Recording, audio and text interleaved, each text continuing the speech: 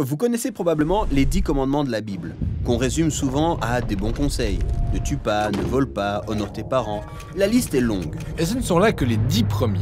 Il y a en tout 613 commandements donnés à l'Israël antique et qu'on retrouve dans les 5 premiers livres de la Bible ou la Torah en hébreu. Le mot Torah est généralement traduit en français par la loi, parce qu'elle comporte tout un ensemble de lois.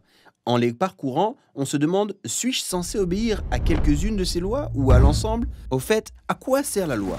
Eh bien, cette traduction prête un peu à confusion car même si la Torah contient un ensemble de lois, c'est surtout un livre d'histoire. Une histoire racontant le procédé par lequel Dieu crée une nouvelle race humaine, capable de véritablement aimer Dieu et les autres.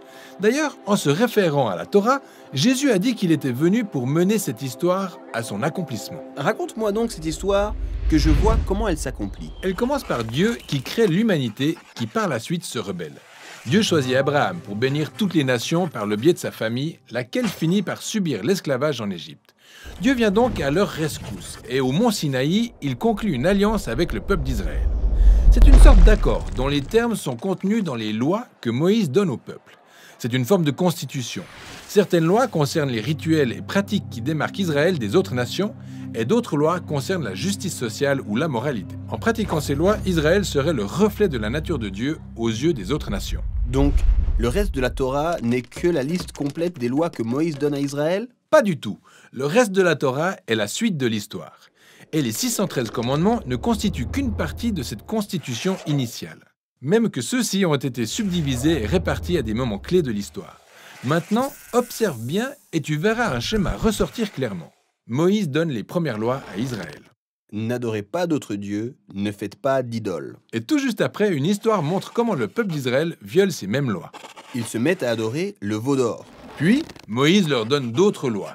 S'ensuivent de nouvelles histoires de rébellion. Donc on a encore plus de lois, suivies de rébellions, de nouvelles lois et toujours plus de rébellions. Tu vois le schéma qui se dessine là? Tout à fait. Peu importe le nombre de lois, ça n'empêche pas le peuple de se rebeller. Donc pour conclure l'histoire de la Torah, Moïse adresse son dernier discours au peuple d'Israël en train de s'apprêter à prendre possession de son nouveau territoire. Il leur dit « De vous à moi, je sais que vous n'allez pas observer toutes les lois de Dieu, vous m'avez prouvé votre incapacité à le faire. » Moïse relève même que le problème est l'endurcissement de leur cœur. Ils ont besoin d'avoir des cœurs transformés et neufs pour réussir à véritablement marcher selon la loi de Dieu. Et il avait raison, car la suite de l'histoire énumère les défaillances successives d'Israël.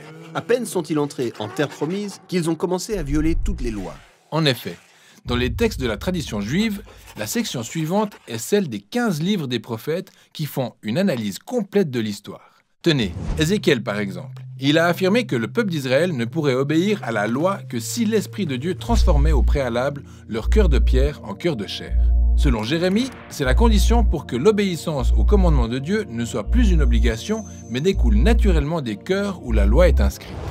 Ésaïe, quant à lui, a annoncé la venue d'un leader, le Messie d'Israël, qui amènera tout le peuple à obéir à la loi. Dans les textes de tradition juive, tous ces livres et les livres historiques sont réunis sous l'appellation « les prophètes », car il s'agit de la suite de l'histoire racontée du point de vue des prophètes. Ok, donc on a la loi et les prophètes avec des histoires qui se rejoignent sur cet ardent désir que Dieu a de bénir le monde entier à travers le peuple d'Israël, qui semble-t-il a besoin d'un nouveau cœur? Oui, et Jésus lui-même s'est vu comme étant le prolongement de l'histoire. Il a même confirmé à travers ses enseignements ce qu'ont dit la loi et les prophètes, à savoir que c'est du cœur de l'homme que proviennent toutes les horreurs de la nature humaine. C'est comme si le réglage par défaut de nos cœurs était contraire à la loi de Dieu. Mais Jésus a aussi dit être venu pour résoudre ce problème, et selon ses propres termes, pour accomplir la loi.